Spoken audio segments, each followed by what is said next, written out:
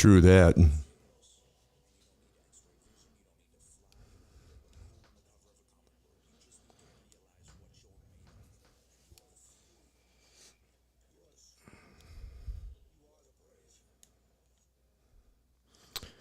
All right.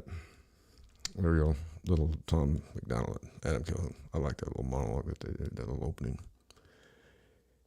Hey, good morning, people. Sorry I'd had a little false start there.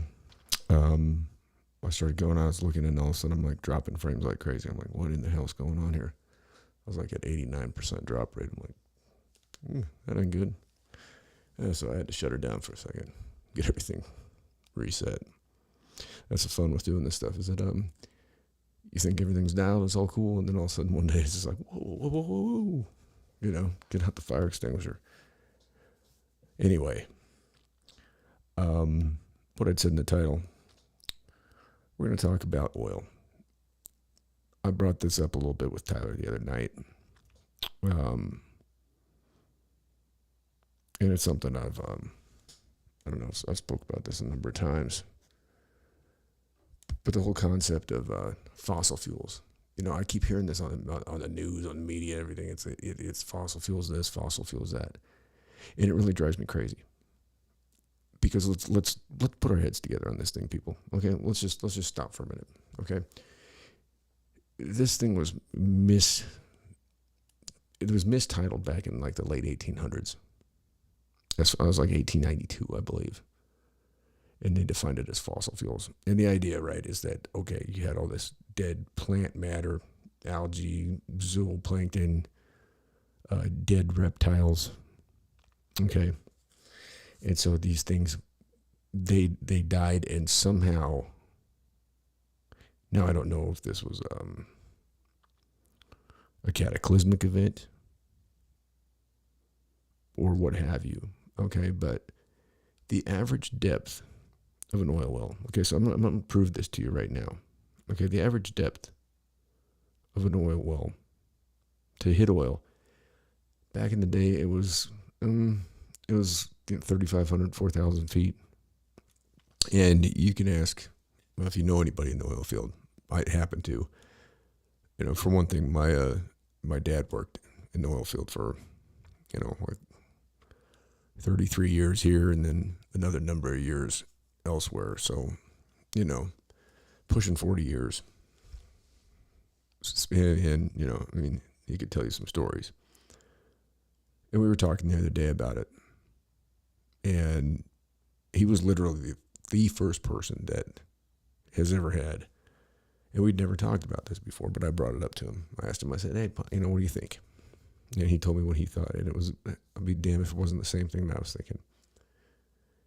And I'm going to prove it to you today. And I think I did the other night too, but we're going to go a little bit further in depth in it. Okay. So the idea is, right, that you have planktons and algae and plant matter, giant plants, right? Okay.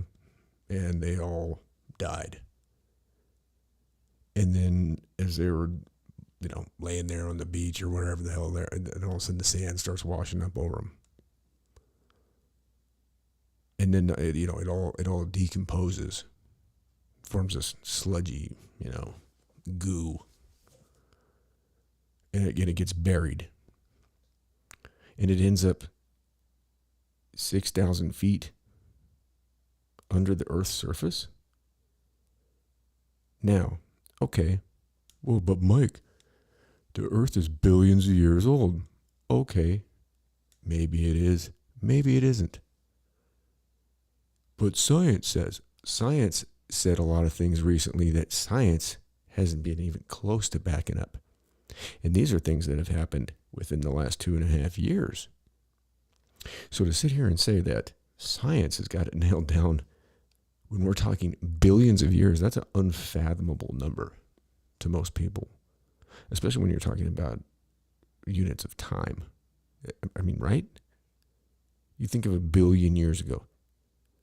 Like I said the other day, before 1980, not much up here. Born in 76. Remember going to a couple baseball games in 78 at 2 years old, which is pretty unusual for somebody to even remember something from that age.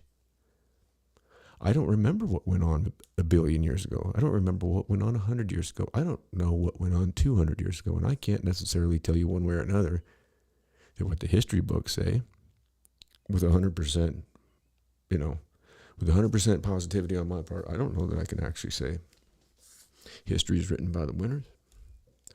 I mean, the way the history books have been written since I've been alive have been screwed up and skewed. I mean, look at every time that there's a shooting. How come Wounded Knee is never mentioned as the biggest mass shooting in this country? Oh, yeah. Sorry. I mean, it's and I mean, that comes down to what you're being taught in school, and what you're being taught in school, and what the kids are being taught in school. We were taught in school is it's fossil fuels. Okay, now I'm going to put this into some real time. You don't even have to be a mathematician to figure this out, because I'm very far from it. Okay, so let's look at. Oh, for God's sake, it's time to wake up. Already at it. So let's look at what a cow has to consume. As far as, let's say you got a grass-fed cow out in the pasture, eating grass all day. Okay. They come in around 1,350, 1,400 pounds, depending. Some bigger, some smaller. Okay. The average is about 26 pounds of grass a day. Okay. 26 pounds. And if you figure how much that is, that's about 30 square feet of pasture land. Okay. 30 square feet. Now, you don't think that's very much, 30 square feet. You're talking, 3 feet wide, 10 feet in length. But that's considering if that grass is concentrated, in, tight enough form that it's going to get those 26 pounds. And it's not considering the fact that cow's going to wander around the pasture. It's not just going to sit there and just, eat that grass right there. Some of it the cow might want, some of it might not. Grass is always greener on the other side, right? Okay. So let's consider a brontosaurus. Okay. Guess how much you know what a brontosaurus has to eat in a day? It's a lot. It's like 1,150 pounds of grass. It might even be more than that. I'm going to have to look at the notes I took on this earlier. And let's see if I could find them as I wrote it all down.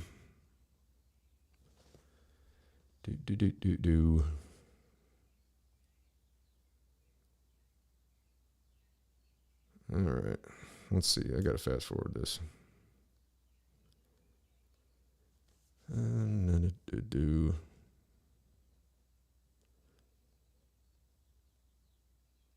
had this all written down.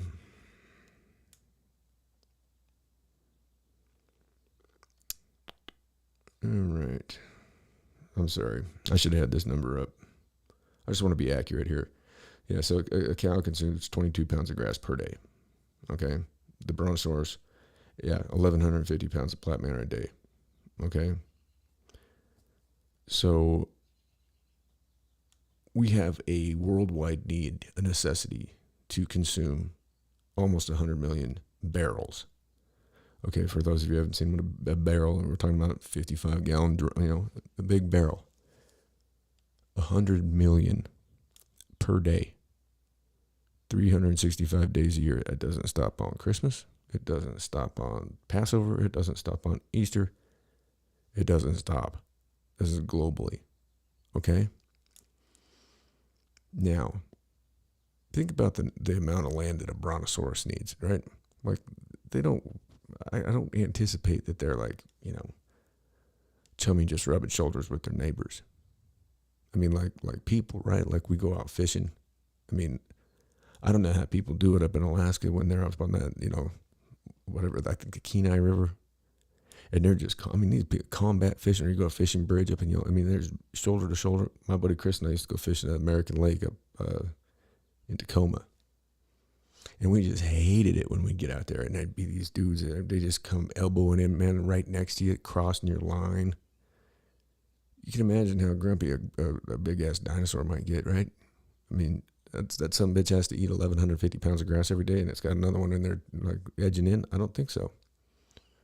Now, the brontosaurus might be a carnivore, but I can imagine with that big old neck, they swing that thing at another one. I bet they got some pretty good fights, one would think. So in order for them to have, between the dinosaurs and the plant material, okay, let's look at this too. Who's ever seen something dead and gone back and watched the decomposition day after day? I see that quite a bit. There's dead animals and stuff that I run into. I try and get out on my dirt bike every day, and I ride by them, and I see the decomposition. And you'll see everything from flies to ants to carrion, be it ravens. Sometimes you see those big-ass vultures, turkey vultures out here. I mean, they pretty much pick that thing apart. And then you have bacteria. It decomposes, okay, through natural ways. I mean, okay?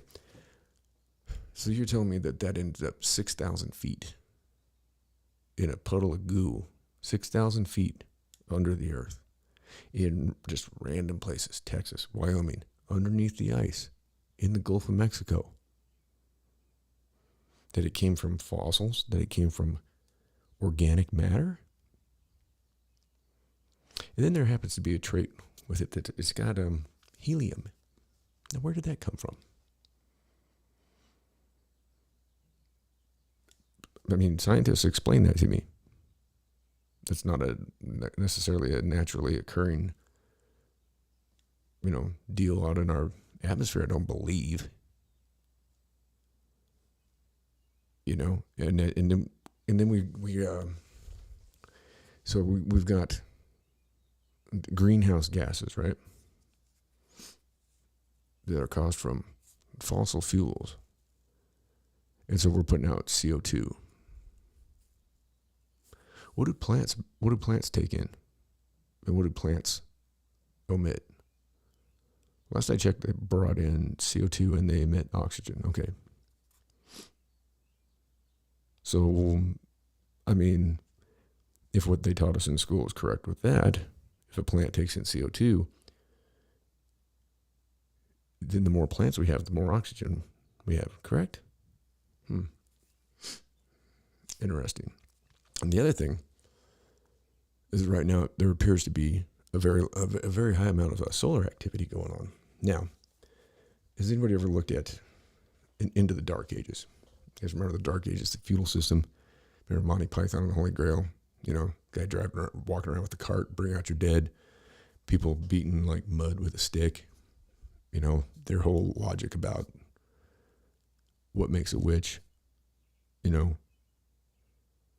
What weighs more than wood, or what?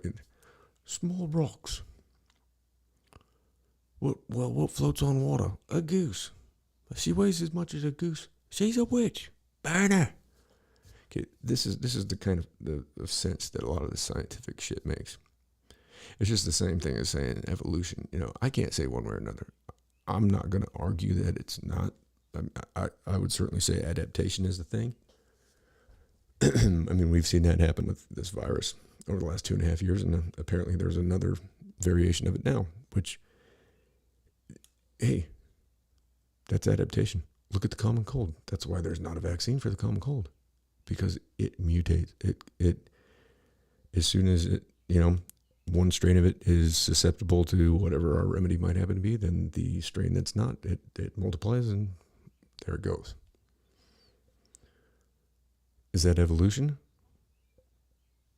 I don't know. It's not changing. I mean, it might be changing, the whatever you might call it, the spike proteins or whatever. I'm not a virologist, just like Judge Jackson isn't a biologist. But I can tell you the difference between a man and a woman. At least I hope I can, because if I can't, then boy, oh boy.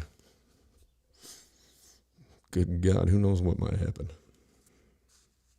Try and wrap your head around that one. But according to the new, nominee for the highest court in the land,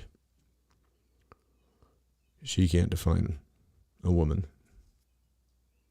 She's obviously more intelligent than I am. So, boy, I mean, that throws the existential crisis into everything right there, doesn't it? I mean, if somebody who's fit to judge anybody over anything can't define what constitutes a female because she's not a biologist, then, wow, where did we go with that? Then why do we have the WNBA and NBA? Why do women play fast pitch softball? Men play baseball. Why do we have a women's soccer team? Why do we have a men's soccer? I mean, if we can't define these things, isn't it just soccer? Isn't it just basketball, baseball? I mean, I don't know, maybe my philosophy, maybe my logic is screwed up. Maybe my rationale is screwy. I mean, let's say even if, okay. Now, I'm going to say this very carefully because I don't want this blowing up in my face. Okay, so here's the thing. I don't care about anybody's sexuality, period. I don't care. Whatever letter of the alphabet you want to be, that's fine. As long as you're not causing me any harm or anybody I love any harm, I don't care. That's it. It's your life. And I will treat you just the same as everybody else. I believe it's your right to, to do what makes you happy. And and whatever that may be, hey, do you live your life. But let's say, and I kind of like looking at hypotheticals, but let's say that I'm a gay dude. Now I have a definition of what a woman is, don't I? Right? I mean, so a homosexual man knows what a woman is, right? Because a homosexual man isn't going to be with a woman, with a female, right? Am I wrong? So you can go talk to any homosexual male, and they're going to know what constitutes a female. But yet the nominee for the highest court in the land can't give you that definition, and she happens to be a black female, and that happens to be why she was nominated for that position. And she knows that because everybody in this country knows that, because that bum Brandon over there told everybody that when he got the chance to nominate somebody, that it was going to be a black female. And as I said, that's fine. I have no issue with it. If she's the best person for the job, then hey, great. Personally, I don't like the idea of judges. I'm not a Bible thumper. A lot of people are. But it's funny how the people that are on the Christian right, the ones that, were Bible believing right down the line, they're the most they're judgier than Judge Judy. And they're law abiding is, but yet doesn't the Bible say, judge not lest ye be judged yourself? Now, to want to be a judge goes along the same lines as somebody who wants to be the president. I mean, that kind of, to me, seems like that takes a narcissistic, presence of mind to want to have that position, to want to be in that kind of power over other people. And to want to be a judge, you're holding somebody's life in their hand. Is it a rush? Judges weigh in. What makes you want to be a judge? Is it public service? Because if that's the case, I don't know how many men have been wrongfully executed in this country because of a judge. Because a judge handed that down. I heard I think it was Ted Cruz talking about, doesn't believe in the death penalty. I don't believe in the death penalty. I mean, I don't. I mean, I think you can make somebody's life plenty miserable for them. And, I mean, I really don't like murderers, rapos, or child molesters at all. I mean, I don't know. That's a tough one. But I'd say just let them go in prison, and what happens like they used to. Now that doesn't happen though, but whatever, it's not my call. I mean, I got judged for something I didn't do. I was told before I went in for sentencing that I didn't do it. But yet that individual had to get convictions because she just started her job. And so it didn't matter the assistant U.S. attorney flat out told me in front of my attorney, Mr. Fowler, it appears that you were just in the wrong place at the wrong time. But we're still going after you. She said, we're still going after you for the 60 months. Wrong place, wrong time.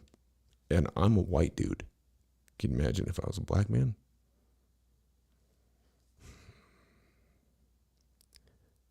Unless I was Gilbert Arenas, who got caught with a firearm in D.C., and I think he got what? It was like 2 months in a halfway house. Jeffrey Epstein type thing. So anyway, this is what I'm talking about. I mean, this all comes down to science, because when we're talking about the difference between a man and a woman, we're talking about biology is science, right? Okay, so, and I showed you these the other night. Okay, this thing right here. Let's see if you guys can see it. This is, I know it's out of focus. This is called a belemnite. Okay, this is what they say can be anywhere from 65 million to 200 million years old. It's a squid. Okay, it doesn't have the little tentacles off the back, but this is the part. I don't have a full one with me right now, but when you find them, they look almost like a big bullet. You can look it up. Okay, this is what they call gryphae. This is what a devil's toenail. This is supposedly also narrowed down between 65 million to 199 million years old. Okay. Let's go on the low end of things. Let's say 65. Let's say 200. Whatever. When you get into that millions of years, I mean, we're talking millions of years. Now, do you think I dug this up? I didn't dig this up. I've got, I could take you out right now with 5-gallon buckets and show you where these things are everywhere, and they're on top of the soil. Now, why? This is heavier than the dirt, okay? Things that are heavy tend to sink, correct? Correct. Okay? Well, let's take a look at this guy. And I showed you guys this the other night as well. Okay, this is, out where I live, okay, the landscape is basically sandstone. I'm in the Chugwater Formation and kind of right on the borderline of the Morrison Formation. What we're looking at is a lot of sedimentary rock. Sandstone, limestone, things of that nature. You get up in the mountains and you get into some more igneous stuff. You get into your granite. You can find some obsidian, things like that. This does not belong out there where I'm on my dirt bike. I found this on top of a plateau that I had to ride straight up, probably 200 feet from where I was at already. I'm already over a mile in elevation, right? I go up to the top of this plateau, and on this plateau, and I've got pictures of it that maybe I'll put them up on my Instagram or Facebook or something like that so you can see what I'm talking about. This area is all, you get up on this plateau and the wind and water, whatever it was, has carved out. It almost looks like a little city. It's really cool up there. It's all sandstone though. And it's sedimentary rock. All of it is. But you start walking around, and then your eyeball catches something like this up on top of a plateau. This is so smooth. That's like baby butt smooth, right? Like, I can't get my face that close of a shave. This does not belong there. You know what this is? This is what they call a gastrolith.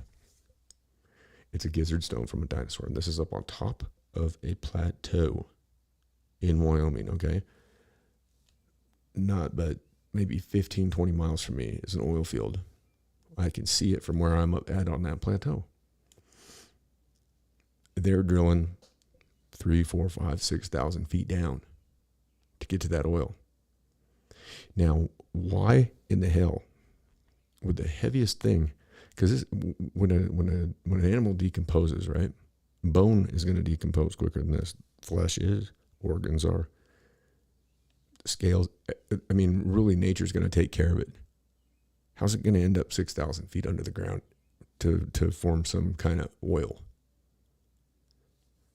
And then at that great of an amount that it's going to sustain all of us at 100 million barrels a day on this planet from dinosaurs, when the heaviest part, this is a small one. I mean, these things go, something this size, look them up on eBay. You'll see. The one I've got here, this one right here, look at that. I mean, that's a 25-pound dumbbell right there. Easy, 20, 25 pounds. I've seen some of these, and this has got some really neat detail in it too. And I've seen these going for, $4,500. It's got some really unique detail. It doesn't belong there though. This is not a rock that belongs out there on top of a plateau. And then you're telling me that the animal think about the animal, that son of a bitch, okay?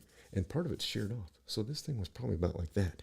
This thing was probably a good 35 pounds, maybe bigger. Think about the size of the animal that ate that. And where you find these is where that animal died. Okay, they don't just end up, that's what everybody, and I'm not a paleontologist, I'm not an archaeologist, I'm not a geologist, but I am observant, and I do my homework, and I do research, and I look into things, because I'm curious, and I want to know. And I almost think that this, because I found these in a similar spot, and they're the same rock. They're the same type of rock. So either this came out of the same animal, which would be my guess. I would guess this one and this one came from the same animal, because it obviously came from the same area geologically. Or geographically, I'm sorry.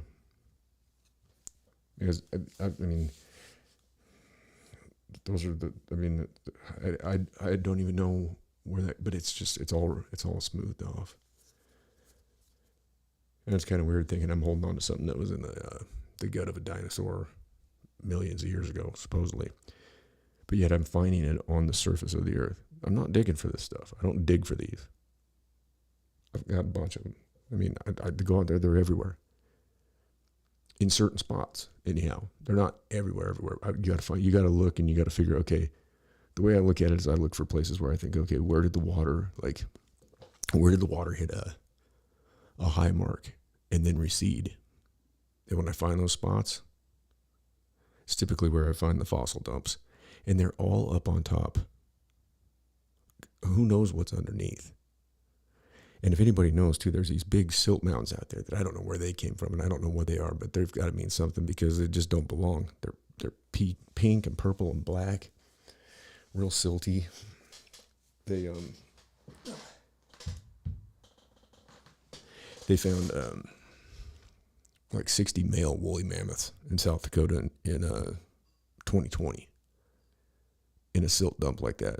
And I know that where I'm at, I can see where they found the woolly mammoth here in 2018, so it makes me wonder. But this whole concept of this fossil fuels thing, okay, this is fossil fuels, and I would bet the farm on this, that this is something that was formed down inside the earth. It didn't come from, it's not fossil fuels. It's oil. It didn't come from dinosaurs or plant matter. I could go out in the garage and get you some sandstone that I find all over the place. It's got, and this is on the surface, it's the sandstone is in layers. And you can grab a piece and just pop it up. And you'll look between the layers. This is up on the surface of the earth, not 5 minutes from here. And you'll pop them apart and you'll look, and there's plant matter imprinted in there. It's long gone, right? But it was obviously compressed by it had to have been a deluge. It compressed, it was either that or, a deluge, coupled with tectonic plate movement. because we have a lot of that out here too, you know, where you've got, you know, plates like doing this or like sliding over each other like that, which is where the earthquakes, that's, you know, that's what a fault line is. That side of town is a mountain called Heart Mountain. And if you have any inclination to look up any kind of truth about any of this stuff, I would encourage you to look up Heart Mountain, because it's geologically upside down. Now, were you to start excavating an area, one would think that the layers on top are newer, correct? And as you go down, as you go deeper, you're going to come upon older layers. Heart Mountain's upside down. It's just the opposite. The top of the mountain is older than the bottom of the mountain.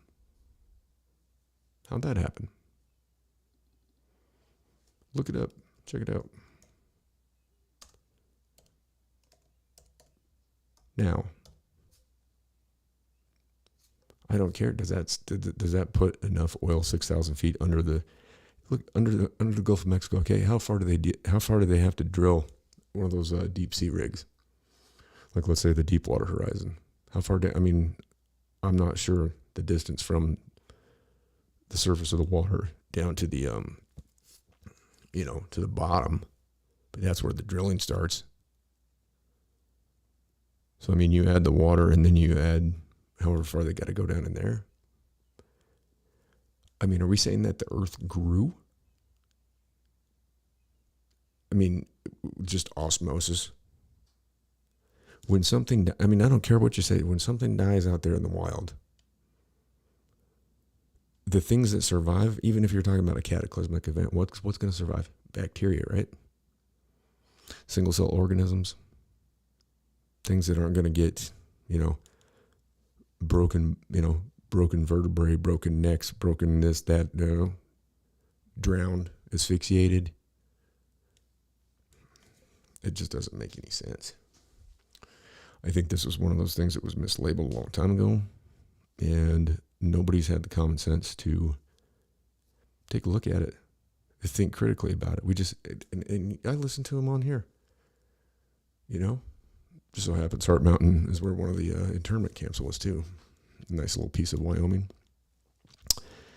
where we took Japanese-born Americans and threw them in a fucking camp. Yeah. Interesting, huh? I was trying to see what I can find here on Heart Mountain.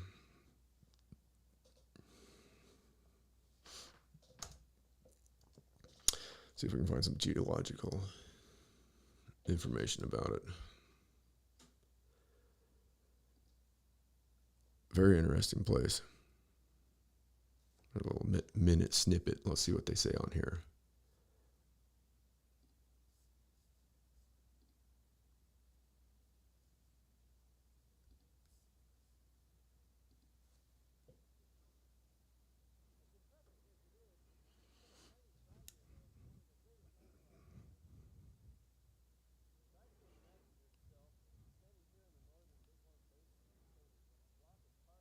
That's where I live.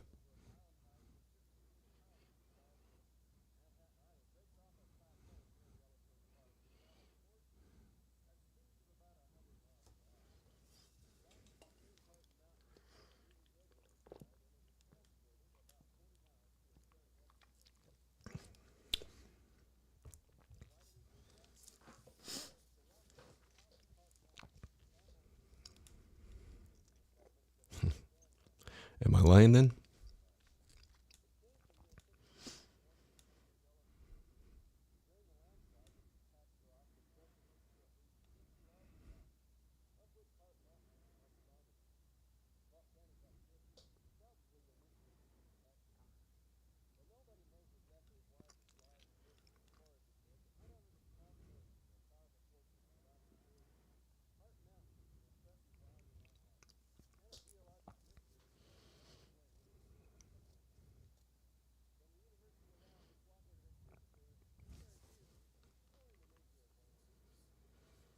That's pretty cool, huh?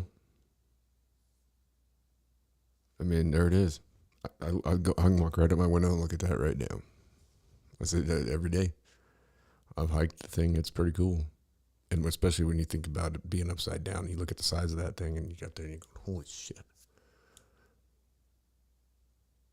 But still, that doesn't account for, I mean that mountain's not yet, it's not 6,000 feet tall. So let's say even if there were some dinosaurs or whatever that swooped up and it flipped over and mushed them down, I mean, it's still not going to be 6,000 feet underground. I wonder what year that was. That's pretty green out there. Anyway. It's just something to think about. Because I honestly think that there's a number of theories out there about oil, and one is that it's abiogenic, which means that it's formed by the earth. And when they go back and they test these wells that have been considered dry, they go back 20, 30 years later, they have oil again. You know? I don't know. I don't know. It's just, I mean, you have to question things, people. That's a big thing. I mean, that's it. You got to question things. You can't just buy all this nonsense that they tell you, because they're just going to lie to you. And the thing is, the authorities that tell you this stuff, these scientists, I mean, you can sit here and you can say whatever you want. But like I said, how do they know? I mean, these individuals are no different than you or I. And what they've done is they've bought what they've been told, right? I mean, have you ever tried to pose any kind of, if you try to pose any kind of a logical argument to either an evolutionist or a creationist, you're going to have a really difficult time, because you're breaking down the core structure of everything they believe in. And believing in shit, that's a tough one. I think it was Rufus, played by Chris Rock, in the movie Dogma, if you guys remember that. Remember Rufus falling out of the sky? Jay and Silent Bob sitting there. He talks about being bludgeoned to shit by big fucking rocks. And he says, beliefs are dangerous. I'd rather have ideas. Well, when we start talking about academia, these people that have been inundated with these ideas for however long, right? And there's a such thing as genetic memory too. Like it or not, it carries on. So things that happen to your ancestors, things that they believed, it carries on in you. There are parts of that DNA that came from your ancestors, and that's what, there's a big part of that makes you behave the way that you do, that you can't explain. And I would say that, beliefs that people are taught in school, that's why people get so upset and so wound up. I've had people unfriend me on Facebook when I've made this proposition, this hypothetical, because I like making hypotheticals up, When I said, okay, you've got, Joe over here, he's a Pentecostal Christian. He believes the earth is 6,000 years old, if not a day, and believes in Noah's Ark, which is, do I think there was a flood? I think that's an idea of mine. Would I go to the mat on it? I don't know. Probably not. But I can tell you this, what I see every day out there shows me that there was a big flood, because I can see the watermarks. Where I live was at one point underwater. I don't think there's any arguing that, because I can hike up these ridges and everything out there, and I find lichen on the rock. What's lichen? Lichen is a cross between algae and a fungus. It comes from moisture. Now, it's also on trees, but what people don't understand is that lichen doesn't decompose the medium upon which it does grow. It gets its moisture and its food. It aerobically. So that means it brings it in through the air. So that's why when you see lichen on wood, it's not decomposing that wood. It's just found a place to live. So it's not like feeding on the wood like a moss would do, right? It gets its nutrients and everything it needs, its moisture, everything. It comes through the air. Now, there's one kind that's poisonous to humans. There's a different species of lichen that we can make ink from, and there's one that we can eat, but we don't really know which is which. So when I find that up on top of ridges, it takes water for the stuff to start growing. But it doesn't. And I found rocks up there, huge boulders. There's one up there, and I showed Foss this one day when we were out there. Didn't I, Foss? And he'll vouch for this. I said, go sit on that big boulder. It's big, huge square. What we can see exposed, probably sitting 3 feet up. It's probably 4 feet wide, maybe 6, 7 feet deep. And it looks like it got buried going up the hill. And you sit on the thing facing downhill, and you look down, and in the center, there's a hole about like that. I got down there one day and took my flashlight out and looked. That boulder's, it's hollow. How'd that happen? That had been a lot of water. And you heard what that guy said about how quick that was moving. That's a lot of water moving fast. It found a weak spot in that big boulder, and it went in, hollowed it out. Out it went. I mean, it's crazy to go sit on a boulder that size and rap on it with your knuckles, and the thing's hollow. So there's a lot of things that we don't understand, and we don't understand what's under this, the earth. It's all speculation. How far down have we gone? They say, oh, there's a big ball of lava in the middle of the earth. Who? Who knows? Who's been there? It's speculation. We are basically, I don't know. Our DNA is closer to a pig than humans, or than primates. So, but we are kind of like, monkeys wandering around. We're just, if there are aliens there, I think we're just an experiment or something. We just got put here. We're like a fucking ant farm. And then every once in a while it just gets shaken up. It could have happened over and over too. Who knows how many times that they, you think about it, ants in an ant farm, how many times they've been shaken up, and then we forget everything. Think about what would happen if we got shaken up. If we got shaken up, this is gone. Computer's gone. I'm damn sure not talking to you on this. And for everybody that wants to stop drilling, hey, what's your little favorite toy made out of? The thing that you play Candy Crush on all day. The thing that you sit there and you take duck lip pictures of yourself and put them on Crap Chat, and the thing that you dance around in front of. The thing that you FaceTime with. The thing that you can't put down. I love putting this thing down, but you know what I like about the thing? Is every bit of knowledge that our monkey brains have is sitting right here on this thing. It's right here. So there's no more Encyclopedia Britannica. There's no more late nights at the library. It's like anything I want to look up. Not right or wrong. Granted, this is made by man. Man is fallible. Science is fallible. To argue otherwise is to be an a real ignorant moron. That's what we call people on construction sites. If you're an ignorant moron, you're an igmo. And usually the guy that you're calling an igmo doesn't even know what it means. But we all are, for fuck's sake. We want to sit here and we want to go to war over just nonsense, over NATO and religion,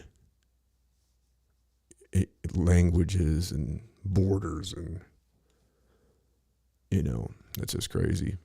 It's absolutely crazy. And when you get down to it, when you break through the tribalism and all this shit, you can call whatever you want races. I'm more inclined to say it's tribalism. But when you get down to it and you talk to people that are different than you, it doesn't matter what country they're from, it doesn't matter how, the color of your skin. Like I say, I can change the color of my skin in minutes. All I gotta do is pick this guy up, grab a little bit of this, and I could be just as blackface as Justin Trudeau. Not that I'd want to do that. That would hurt. But I mean, that shows you how arbitrary skin color is. I mean, I guess I have to be white, but I would say that. I mean, I don't know. Pretty much both legs, arm, chest. I mean, I'm pretty much covered other than my face and my neck. I mean, what color am I? What color am I? Am I white or am I green? Am I red? Am I blue? Am I yellow? Damn sure ain't yellow. Am I orange? I'm orange there. What else we got going here? We got neon green, neon yellow. I mean, it's as arbitrary as, I mean, it doesn't matter. But when you get into that, when you look at it with people, when you talk to people, everybody, we're all trying to do the same thing. Just trying to get through this thing. But then we got to go and fuck it up by having this money. Because that's what it comes down to. It all comes down to that money and power. And to want to have power over another person. I mean, that's kind of a sickness. I mean, to me, I just want to let people live. And I feel like I know if they're doing good, then I'm happy, because if they're doing good, then I'm doing good. I want everybody to be doing good. I want everybody to be content, happy, live in peace. Raise decent children that turn out to be decent people. But no, we've got these elitists that are better than everybody else. And I watch it. I mean, I went through it, Growing up, I mean, if you didn't have the right last name around this little town, you got shit coming. And playing sports, I mean, thankfully I was good enough at baseball that they couldn't say I couldn't play. You know what I mean? I don't know, thankfully or not, whatever. Wasted a lot of years just, hitting a ball with a stick. Being able to throw one harder than anybody else or whatever, big deal. It doesn't really come to much when you get older in life, meant everything in the world to you, but then when it's gone, you're like, who the hell am I? You got to do some serious reflection, figure it out. All of a sudden, it's, you lose the thing that defines you, and then it's like, oh shit. Shit just got real. It's like, what am I? What have I been doing my whole life? I didn't learn anything about it. I mean, that's probably part of the reason why I'm so, inquisitive about things, I guess. But, you look at a lot of, the little Trustafarian kids, little frat boys. They don't have a clue about the world. Someday it's all going to come crashing down on them. And it's because, they weren't taught. Everybody wants to talk about, equality and this and that, and it's not the way it goes. You got a group of people in this country and globally. It doesn't matter where you're at. You always have that, the rich class, right? They live in opulence. They got more than they ever need. They damn sure don't want you to get your hands on it, which I don't understand, because we're all going to die. I mean, simple fact. I mean, I know I'd rather die being loved than feared, knowing that I did something to help somebody. I watched this guy yesterday. It was just a quick flick of a video, just one of those shorts. And he was a white dude. And he goes up, and there's a homeless black man on the street. And he's got a big piece of scrap metal. He's busting the ice off it. And this kid goes up, and he never shows his face, but obviously from the way he speaks, you can tell he's a white kid. He goes, "Excuse me, sir." And the gentleman looks up, and he says, "Yes." And he goes, I hate to ask you, but could I possibly, do you have a couple bucks? I need to get on the bus. I left my wallet at home. And this homeless man, is sitting there on the street breaking ice off a piece of scrap metal so he can take it to the scrapyard. Reaches in his pocket. He doesn't even count what's in his pocket. Okay? He reaches in his pocket and he hands it to this dude. And The kid goes, actually, sir, or he called him bro. He goes, actually, bro. He goes, what I'm doing out here, he goes, I'm here to give $500 to the first person who said yes. Here you go. And we got $500. He goes, now why did you say that? He goes, because I would want somebody to do the same for me, man. You know? It's like, I've been there. I'd want somebody to do the same for me, you know? I mean, that guy, who knows what he's been through in his life, that man. And he was willing to give. He didn't even count. I mean, the guy's for a couple bucks. I mean, there was more than, you know, it looked like, who knows what was in there. He reaches in his pocket. And he just handed him what was in his pocket. And in turn, that dude gave him $500. And I thought that was pretty damn cool. I would love to be able to do that. Wouldn't you? If I had that to give, that's what just it gets me. It gets me that we got these dudes that, I mean, look at Elon Musk, right? He just bought 9% of Twitter. The fucking internet's going nuts over it. The fucking little Twitter, the little fucking doofuses, the little soy boys, they're all going nuts because, Elon Musk. I mean, Elon Musk is the innovator. Or no, I shouldn't say that because he's not. He's a visionary. He knows. He can see things coming. I mean, he's not the one that developed that car. He didn't develop in a way he did like SpaceX, but he wasn't like the scientist that came up with it. But he put it all together. He orchestrated it. So he's kind of like the maestro, you know what I mean? And he had enough of Twitter. I mean, he put out like a couple tweets. He's like, you know, do you think that Twitter is standing behind freedom of speech? And we all know that Jack Dorsey isn't standing behind freedom of speech. They shut everybody down. You know, I mean, I'm personally of the frame of mind that there's no such thing as hate speech.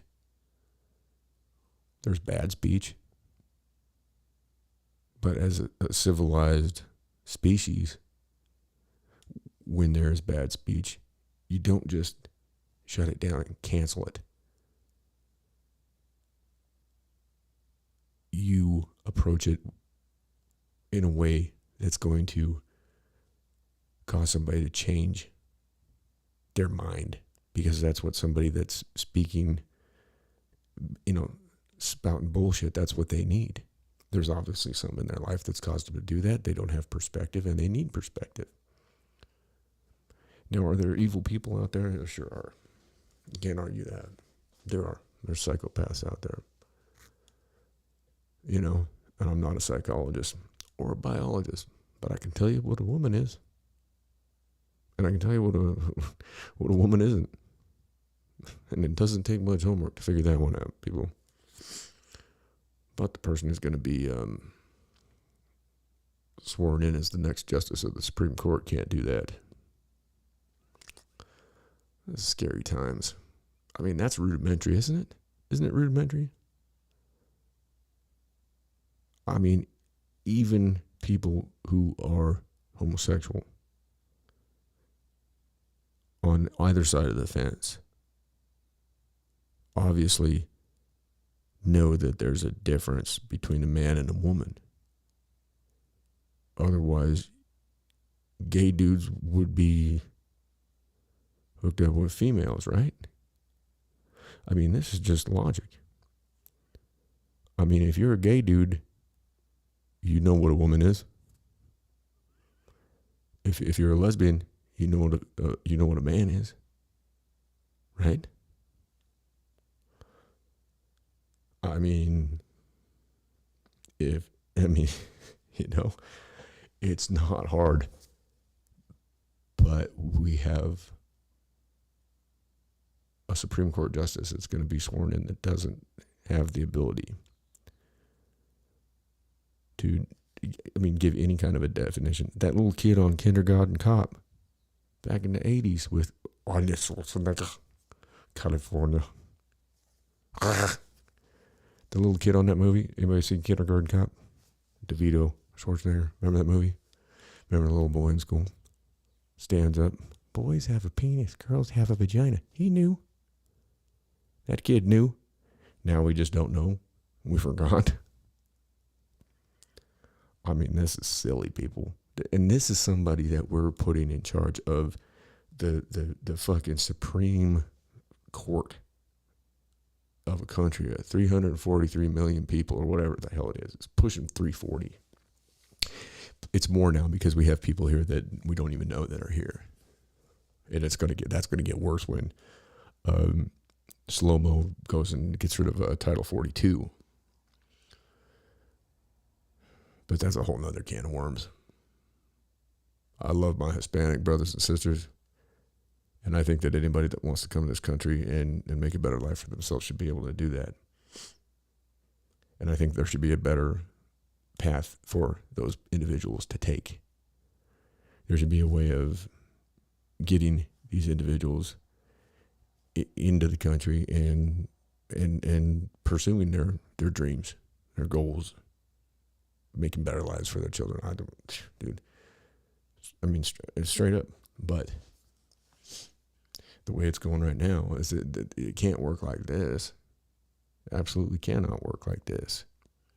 You can't just, you've got people, everybody in the world that they know that southern border. And we've got a president and a vice president that they haven't even been down there. And Peppermint Patty wants to say that, Joe Biden's been to the border. 2008 on the campaign trail, he drove through Texas. That ain't the border. Driving through Texas doesn't mean, you didn't stop and go down there. Kamala Harris sits there on that interview and says that she was at the border, and then she gets called straight out. You haven't been to the border, though. She goes, well, I haven't been to Europe either. What? Now she has been to Europe now, and boy, she really said some interesting things over there when they asked about refugees from Ukraine. A friend in need is a friend indeed, and she did that cackle laugh right there with the president of Poland in front of the whole world. And then Onion Dick is out there. This is crazy. When are we going to wake up, people? The oil's not going anywhere. This is insanity. We know what we need to do. You hands out there, you guys know what you need to do. You guys that are running these oil companies, you know what you need to do. Just get out there and do it. What are they going to do? Lock all of us up? They ain't going to lock all of us up. The Constitution, okay? What's it say about all enemies, foreign and domestic? The domestic enemy in this country is not you and it's not me. We need to understand that.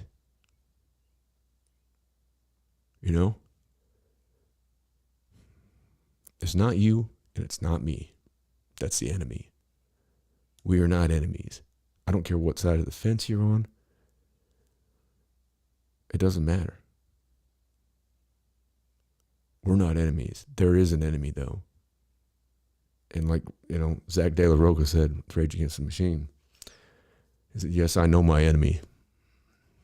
Now you got to go back and revisit that album. Because that was a pretty pathetic album. And there's a lot of stuff in that, even though Zach is more of a socialist or whatever. But that dude was one of the biggest rock stars on the planet. You know what he did in his time off? He went down and he taught school in Chiapas. Anybody know where Chiapas is?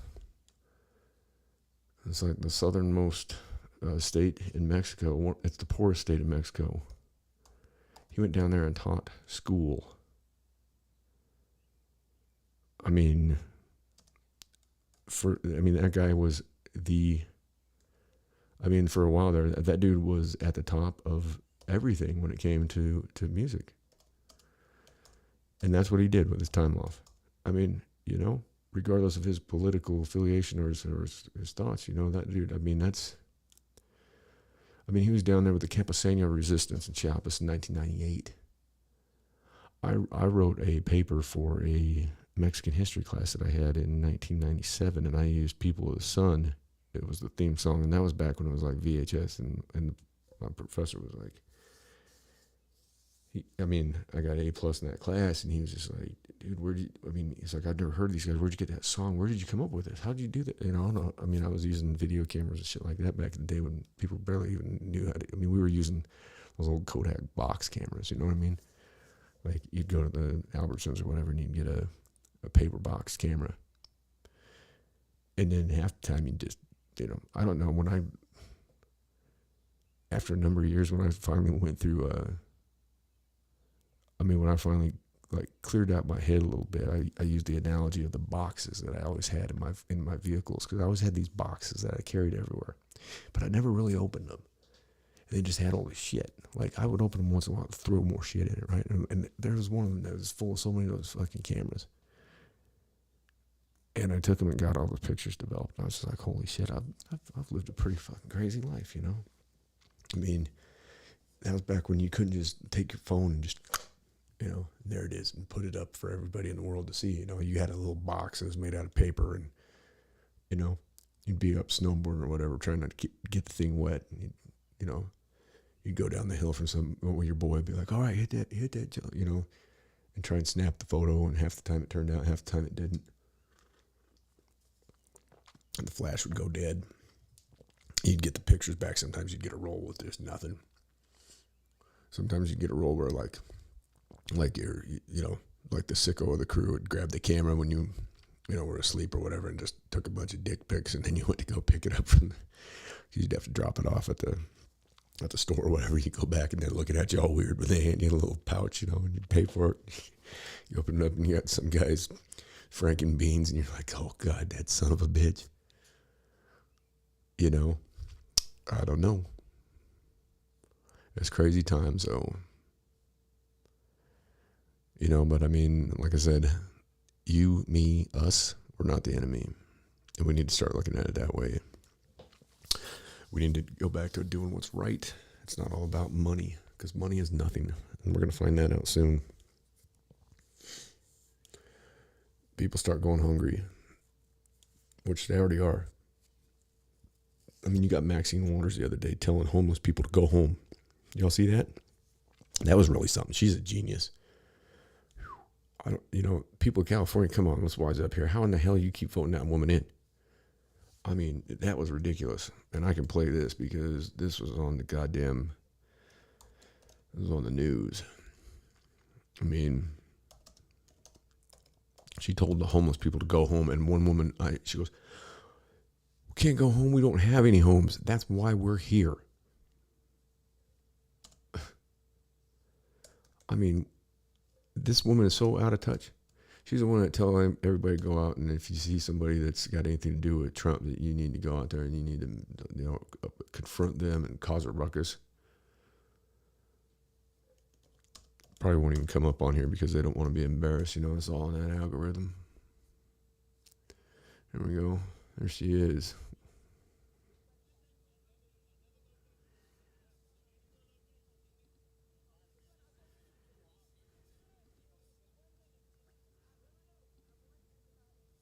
Listen.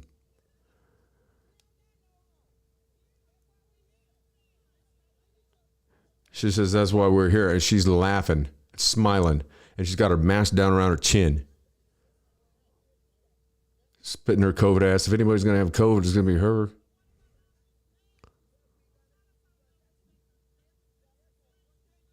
Oh, this lady here is working hard, huh? Oh. So now she's saying, try and help us. Try and help us?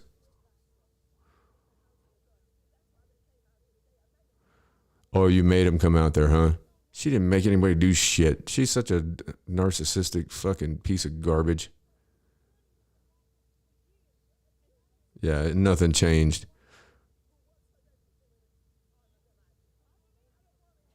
Oh, that works for everybody harder than you. You don't work for anybody. She hasn't done jack shit except get up there and run her mouth.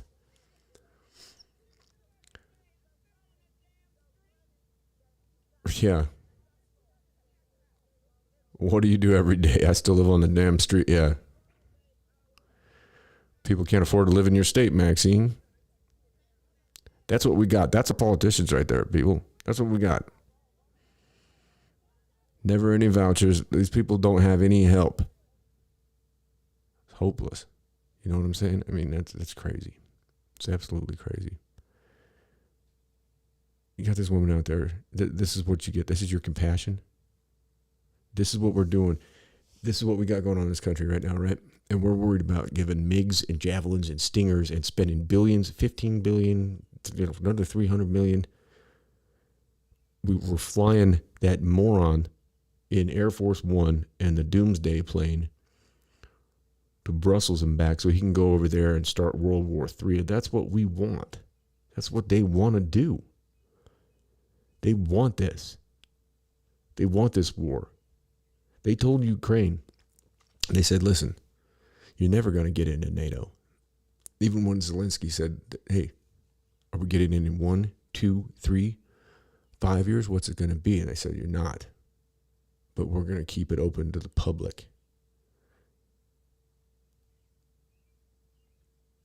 There's an interview with Zelensky's, one of his advisors. It says, here's the options that we have.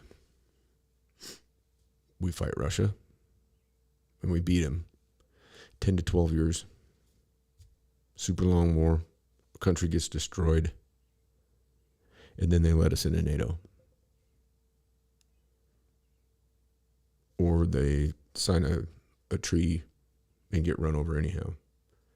Now, I don't know what the answer is because I'm not an expert on that region of the earth, and I'm not going to pretend to be. But NATO is telling Zelensky to keep up the appearances that they might get let in. Did you see Bucha? Anybody see that footage? You're talking about civilians, hands tied behind their backs, shot in the head, dead. Seen the footage of what Ukrainians have done to Russian soldiers?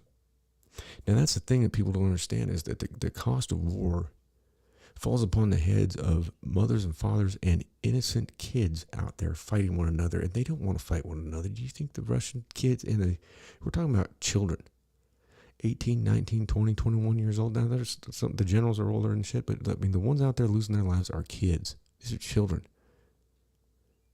That's who loses their lives in war.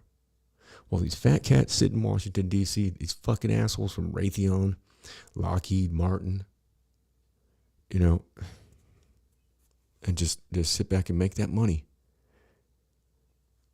And you know what? How do you have a conscience? How can you even walk around and hold your head up when you know that's what you do and that's what you're behind? When you're behind orchestrating the death of innocent children, when you're behind mothers and fathers losing their kids, when you're behind innocent civilians being shot in the head on the street of their place where those people didn't deserve that. There's bodies strewn everywhere. They're getting buried right there on the streets for being outside. And it's been going on too in the Donbass area. That it's been going on for a long time. And we want to sit here and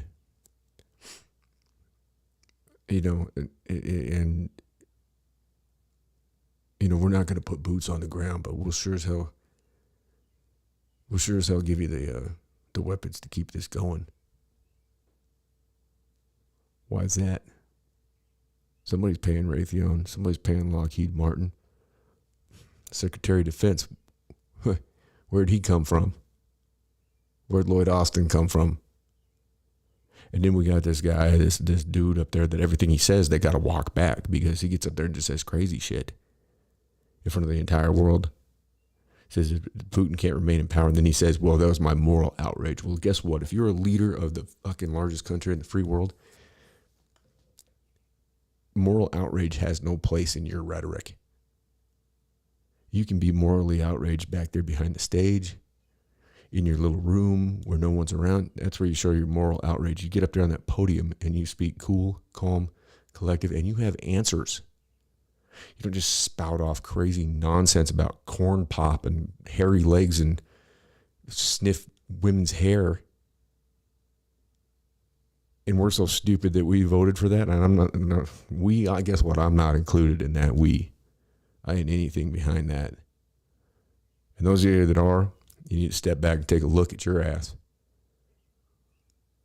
Everybody who thinks that their vote matters, you might need to step back and take a look at what you're doing because it's just the same shit. Did you see what happened when Obama showed up at the White House? Everybody went nuts. You heard that much enthusiasm at any kind of White House event recently? Corn Pop was over there. He's sitting there just looking around. He didn't even know where he was at. Obama gets up there and calls him the vice president. Oh, I'm sorry. That was yeah, right. Freudian slip. I'd think not. He got up there and it was like, hey, the man's back. And one thing I will say for Obama, I mean, there's not a lot of stuff that I did agree with him on. He signed a letter to get my boy out. And Biden and all these other war hawks, they were trying to pressure him in to giving these weapons to Ukraine. And he didn't do it because he saw what was going to happen. You know? I mean, there's one thing that man, I mean, he's a politician straight through and through. But I mean, you know, he got up there and I mean, the whole place just went nuts. I mean, it was like, I mean, even myself, I mean, it was like, oh, geez. You know, it's like, God, there's at least there, an old, you know, slow-mo, he's just sitting over there that's lost. He gets, I mean, he salutes him. Joe Biden, vice president. He got up there and said that. This dude is the leader of this country, and he gets up there and says that. I mean, you don't do that. Yeah, he was the vice president. He's the president now. He's the commander-in-chief. He ain't a commander of nothing. He can't even command his own bowel movements. Sits there and shits himself in front of the Duchess of Cornwall. I mean, Obama gets up there and makes a joke about now we don't have a mess. We turn it into a Baskin Robbins. I mean, Obama's sitting there hacking. That was his VP. Obama did not even put his backing behind that dude until he was the guy, the candidate. And they had an interesting relationship the 8 years that he was in office. I mean, you'd see him laughing and joking, and I think that it was because Obama, I mean, he was like just a jolly old man, you know? It's like the old man friend you have. I mean, you know, good old Charlie Manro guy I was locked up with. He's like 80-some years old. Rest in peace, Charlie. But I'd hang out with him for a few hours every day, and you know, he was just a funny old man. That's what Biden was. He was a funny old man. I mean, you know, they had a good pal around relationship. It was probably a little comic relief that Obama needed in a time of stress. I mean, look how much that guy aged in those 8 years. I mean, it was a stressful job. And then, like I said, part of me feels sorry for that old man because at 80 years old, man, that's not where you want to be. I mean, that's old. I mean, especially when he's had brain surgery and this and that and the other fucking thing. He had, you know, obviously had some problems, you know, as a younger person with a stutter and all that, and that's coming out again. It's funny how you revert in your old age to what, you know, it's like you, comes a point where you just start, you know, the switch is flipped, and then all of a sudden you start reverting to going back to being an infant. You start shitting yourself and pissing yourself and pulling long farts and forgetting what's going on, not knowing where you're at, you know. I mean, the dude has to have one of his staffers put an index card. You know, like, I mean, I take notes on these things all day, right? An index card. He wakes up with one of these in his inside pocket of his suit coat on the daily. And it tells him his address. You know, what his wife's name is. What he's doing that day. I mean, he just wants to eat ice cream, sit on the porch, tell stories. Dude's been in there for damn near 50 years, you know.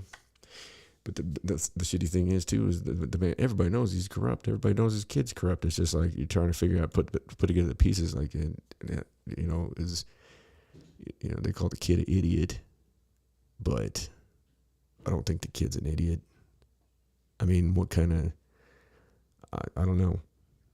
It just doesn't seem like. I mean, I don't know any crackheads that go pull off crazy ass $30 million deals with Chinese intelligence. Could be wrong. Maybe he is the smartest man that his dad's ever known. I don't know. I think Joe's put him up to it. I think it's all a facade. I think it's all just fake. All of it's fake. It's goofy.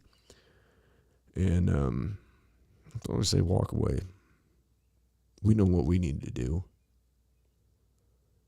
And it needs to start here at home. It needs to start with the people in this country that are hurting, right? Because until we take care of the wounds, the problems here at home, until we take care of our veterans, until we take care of our homeless problem, until we take care of poverty, child hunger, you know, disease,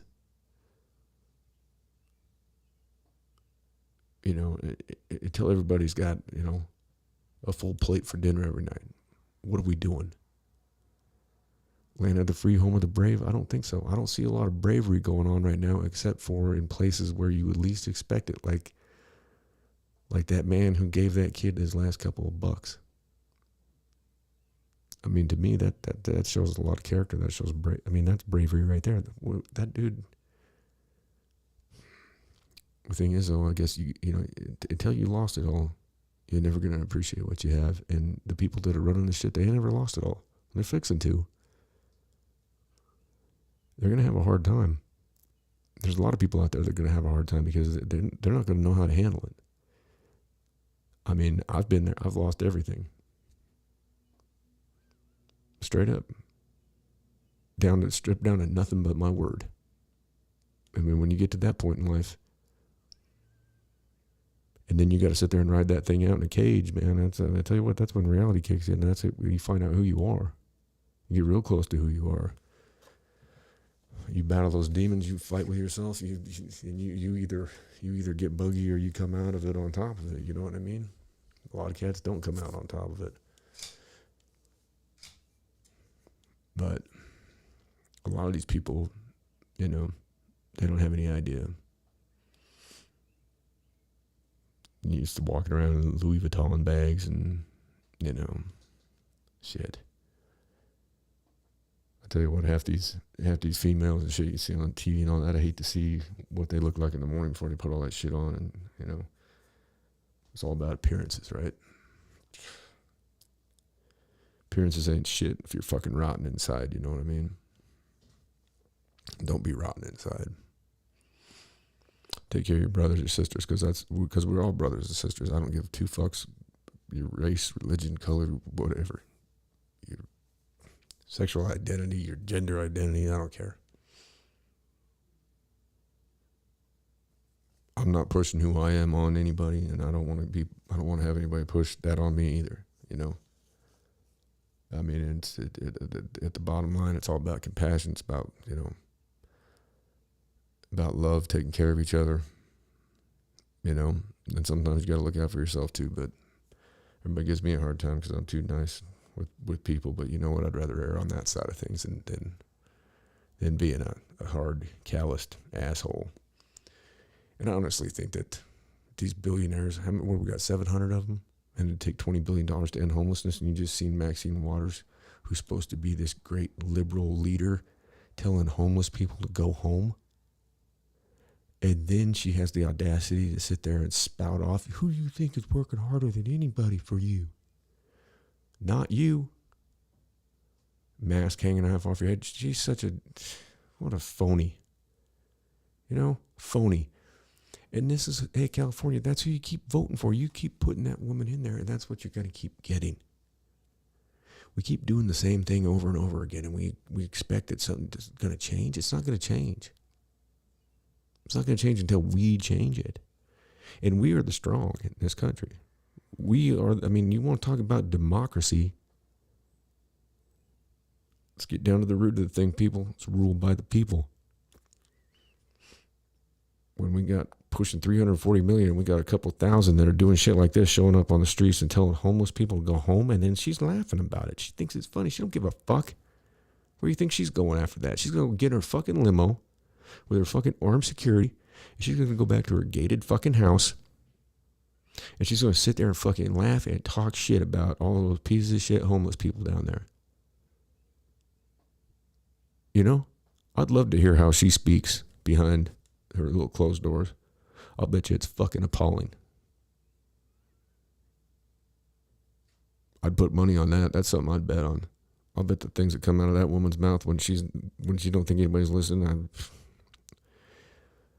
probably just about like Hillary or Fauci or any of these other fucking assholes. Or that fucking doofus Schumer. I tell you what, that day that I saw him at DCA, man, I was about 6 feet from him, and I was just sitting there with Jackson. I'm looking at him like, oh boy. I really wanted to say something, but you know what? You don't do that in the middle of an airport in DC where you're trying to get home with your 7-year-old kid. I just sat there and was like, oh. You know? I mean, he had the air of just nothing but phony. Just phony, phony, phony, and that's all these people are. And we put all of our faith in everything in these people. They couldn't give a shit less about you. They couldn't give a shit less about anybody except themselves. That's it. That's why they run for these offices. They're not in there trying to do anything to help you out. Get back at me if you think otherwise. Give me an example of what a politician did to help you out. Politician come take your trash out for you, help you fix your broke down car, pay your bill at the mechanic to fix your broke down car. No, but I'll tell you what, you got to go get a driver's license. They're going to jack the price up another $20. I think I paid $45 the other day to get my driver's license renewed. $45, and I've been driving for 30 fucking years. I got a DUI in 1997. It's the only issue I've ever had behind the wheel. $45. For what? Why do I need to? Why do I need to go pay $45 for that license? So those people can sit over there in that office and jack people around. So when it snows, those guys can sit out there and play cards at the DOT building, but yet you see them driving around with the snowplows in June. But yet it snows, and then I didn't see any of them the other night when it was snowing. Oh, it's for what? Infrastructure? Shit. No infrastructure going on. Unless you're Pete Buttigieg. Then he gets up there and talks about infrastructure, and that's why him declaring that roads are racist. Well, he takes a 2-month paternity leave when neither he nor his husband had a baby, because I hate to break it to you people, but men, biological men, they don't have babies. But he takes a 2-month paternity leave, and he's the secretary of the Department of Transportation, and we got a supply chain crisis. We got trains that are coming out of LA that are just being robbed. What's he doing? 2-month paternity leave. He didn't have no baby. His husband didn't have a baby. The nation is in peril, and this is what these people do. And he is the hopeful for the Democrats in 2024. Mayor Pete Buttigieg. That's what they got. I mean, I gotta stop and look at this shit. Do we really need these people? You need these people today? I don't need these people today. If we didn't have these people today, we wouldn't be paying. I wouldn't have to go fill my truck up for $5 a gallon. If we didn't have these people, it wouldn't cost me $200 to go fill my truck up today. I can tell you that right now. And that's just in the short term. That's just me looking at what I got coming today. If it wasn't for these people, I wouldn't have to go to the grocery store and pay 3 times what I'd normally pay for groceries. I wouldn't have to go to the grocery store and drop $7,500 and walk out of there with 3 bags of groceries. If it wasn't for these people, I wouldn't have had to go drop $45 on a stupid fucking driver's license when I've been driving for 30 years. I know how to drive. I didn't have to take no driving test. I just went in there and gave them $45. For what?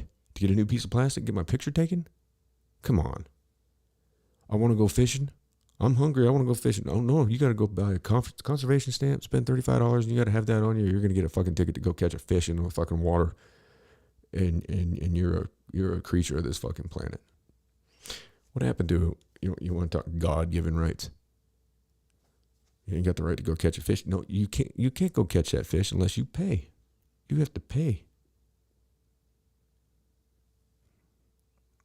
Yeah, man, we have got it so fucking backwards, people. And everybody just wants to sit around and be complacent because everybody's waiting for somebody else to do something. That's what it is. Everybody's waiting for somebody else to do something. And then if somebody else does something and they get on a place where they got a little momentum, they look like they're on the winning team, then people jump. And then they put flags on their Facebook page and, talk shit on the internet or whatever. But then when things start going bad, guess what? Look like them dudes that had that whole thing with the stock market with that GameStop shit. Hold the line, right? How long that lasts? It lasted for a little bit and it was fun to watch, but it all fell apart. I mean, they proved a little bit of a point. They had people riding with them, but then, as soon as things get hairy, Trust me, everybody bails because everybody's going to take that easy way out. I mean, they'll stand there and they'll talk big, be phone tough. Like all you motherfuckers out there on the goddamn internet talking shit, phone tough. I'll give a motherfucker my address. I don't care, you know. You want to get phone tough? Let's just, why don't we go get front yard tough?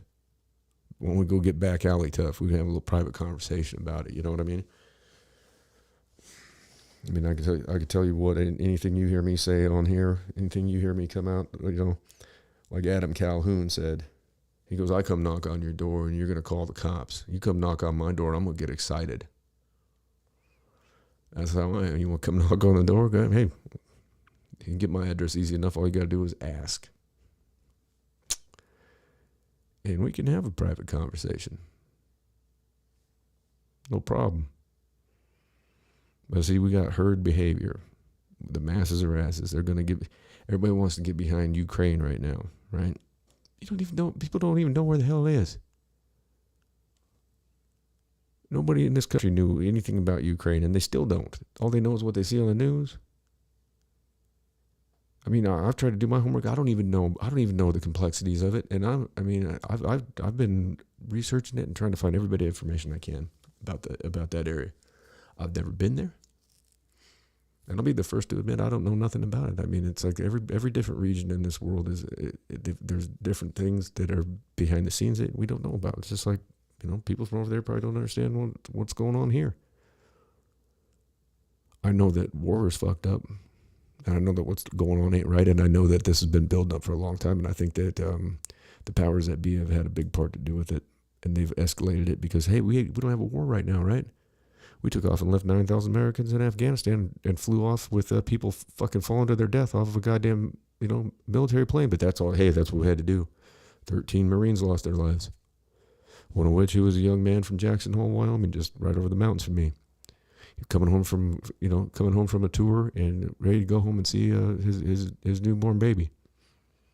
Newborn baby, and his wife never got to see him. She never met her dad, and his wife never saw her husband again because of that jackass.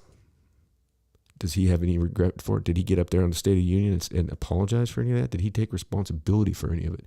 No, he justified it. He justified it. I tell you what, we all make mistakes.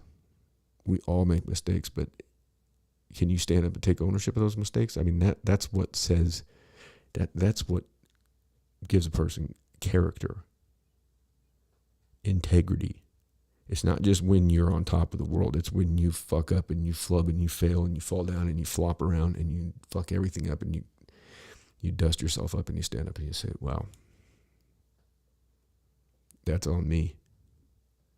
These people can't do that. They won't do that. They come up with excuses.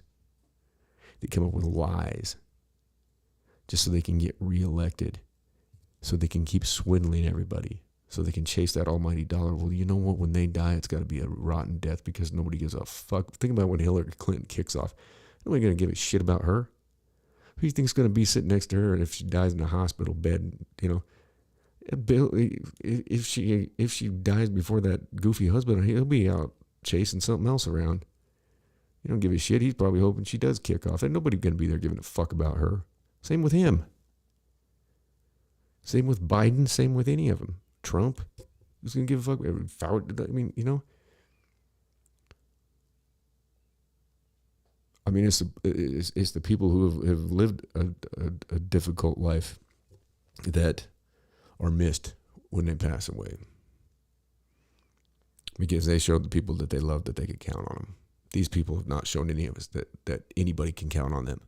They're talking about being public servants. Pfft, lies. It's all lies.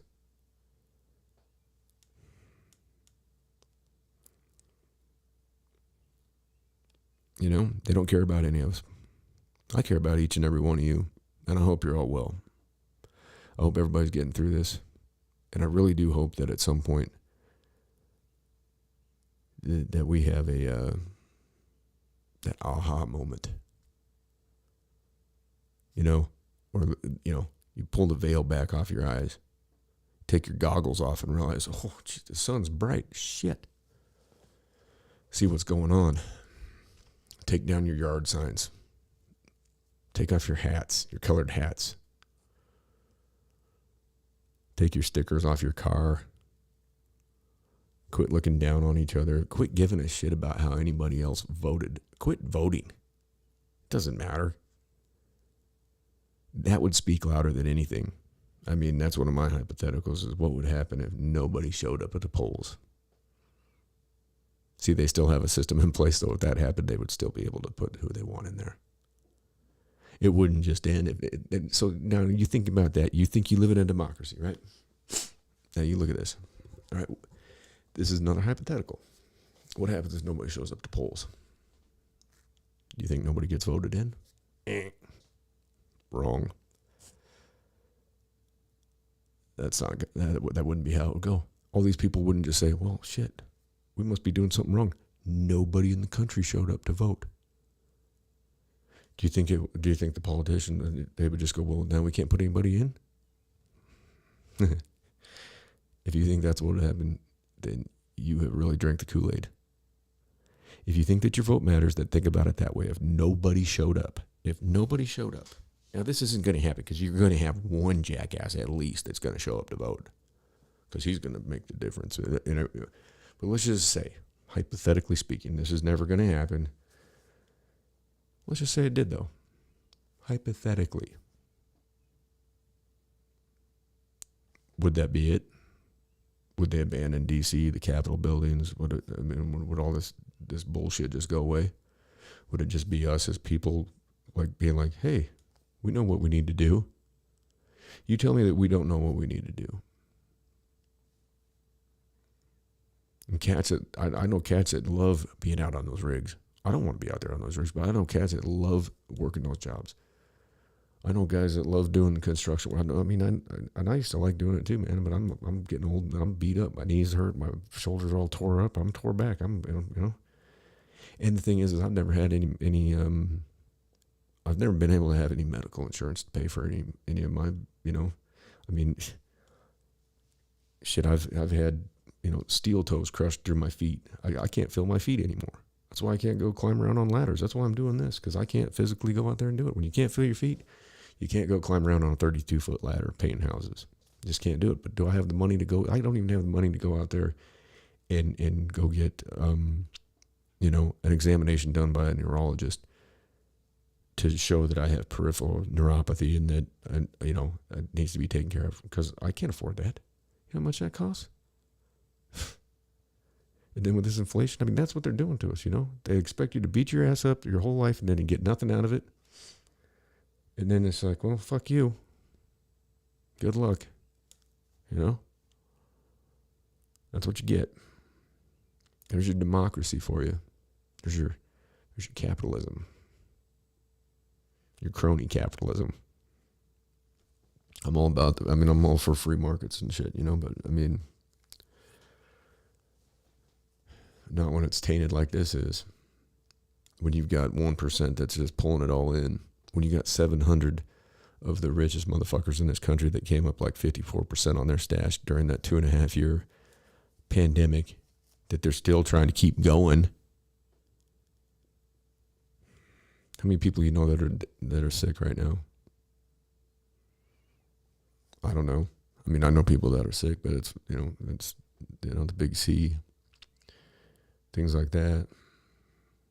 We let a lot of, if things weren't the best, man, we let them get way worse, and it ain't ever going to come back. Not unless we make some serious, changes. We gotta have a mass awakening, a mass epiphany. And maybe when it gets bad enough, everybody's going to realize. But maybe it's too late by that point in time. Because the people that are the influences out there, these celebrities, these people that we sit here and we watch some guy slap another guy, two millionaires, make a joke about the guy's wife that doesn't have any hair. He laughs about the joke. He looks at her. She gives him a fucking look like she's pissed, and he gets up and goes and slaps it. And that's what's in the news. And I'm talking about it right now, just to show how stupid it is. It's still going on. The guy who slaps the guy, he doesn't get hauled out. Who knows if it was orchestrated or not? Who cares? We look up to these actors, these activists. The actors are liars, people. Do you understand that? They get paid millions of dollars, live lives of opulence because they're liars. Because they get up there and they act in front of a camera like somebody they aren't. I'm in front of a camera, but I'm not being somebody I'm not. I'm being who I am. And you all know that. These people, they get up and they act is what they do. And we hold them way up here in the sky. And we have award ceremonies for them. And then they preach at us about global warming while they fucking coast around on these huge fucking yachts and private jets.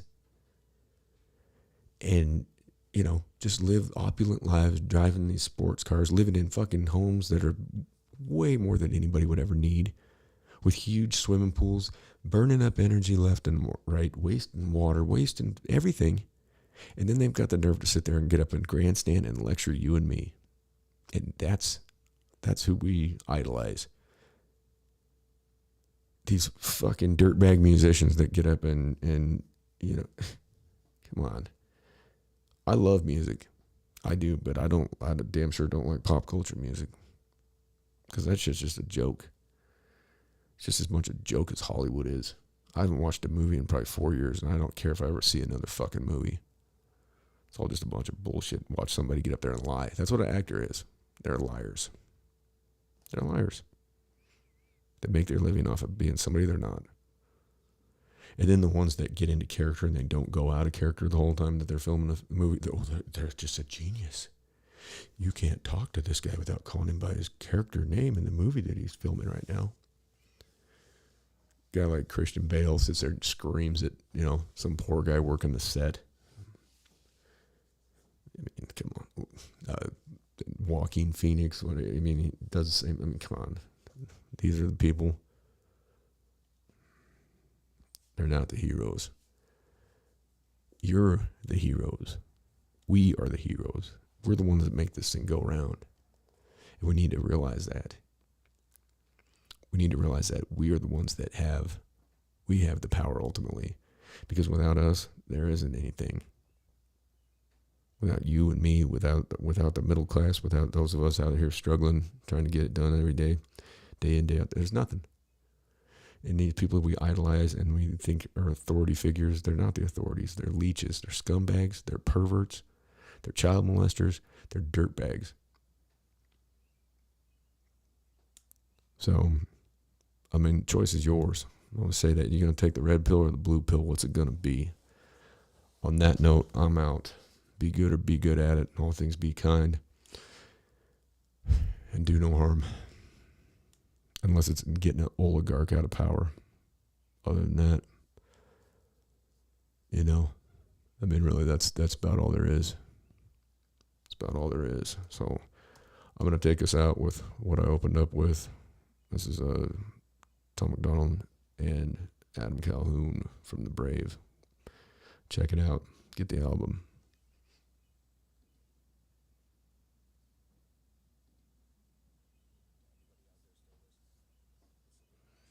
Red pill, blue pill. What's it going to be?